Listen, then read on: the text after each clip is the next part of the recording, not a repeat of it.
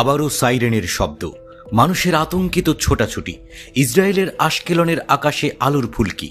এটি কোনো সিনেমার দৃশ্য নয়, বাস্তব আজকের ইসরায়েল। কমাস আগের ভয়াবহতা যেন আবার ফিরে এসেছে।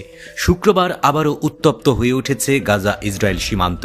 ইসরায়েলি দখলদার বাহিনী জানিয়েছে যে সকালেই গাজা থেকে 2টি রকেট ছোড়া হয়েছে ইসরায়েলের আশকেলনের দিকে।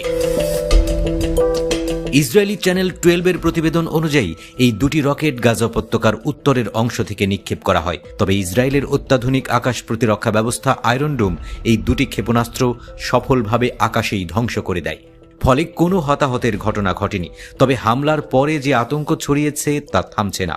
চারিদিকে সাইরেন, মানুষজন নিরাপদ আশ্রয়ের দিকে ছুটছে। এর আগে বৃহস্পতিবারও গাজা থেকে ইসরায়েলের দিকে ছোড়া হয়েছিল 3টি ক্ষেপণাস্ত্র। সেদিন একটি ক্ষেপণাস্ত্র প্রতিহত করে আয়রন ডোম, বাকি 2টি ইসরায়েলে আঘাত হানলেও তেমন ক্ষয়ক্ষতি হয়নি। অন্যদিকে গাজার বুকে বাজ পড়ার মতো নেমে আসছে ইসরায়েলি বোমা। গাজা ইসরায়েল সংঘাত এখন এক নতুন পর্যায়ে পৌঁছেছে। শুধু বিমান হামলা নয়, ইসরায়েল এখন স্থল অভিযানে নেমেছে। দক্ষিণ গাজার রাফা সীমান্তে চলছে সেনা মোতায়েন। যুদ্ধ, ট্যাঙ্ক, ড্রোন, কামান ও যুদ্ধ বিমান সব মিলিয়ে একটি পূর্ণাঙ্গ সামরিক অভিযানে রূপ নিয়েছে। গত এক সপ্তাহে হামাসের ছোড়া রকেটের সংখ্যা 50-এর বেশি। বেশিরভাগই আয়রন ডোম প্রতিহত করলেও কিছু রকেট ইসরায়েলি ভূখণ্ডে আঘাত করেছে, বিশেষ করে আশকেলন ও আশদোদে। অন্যদিকে ইসরায়েলি প্রতিক্রিয়া আরও মারাত্মক।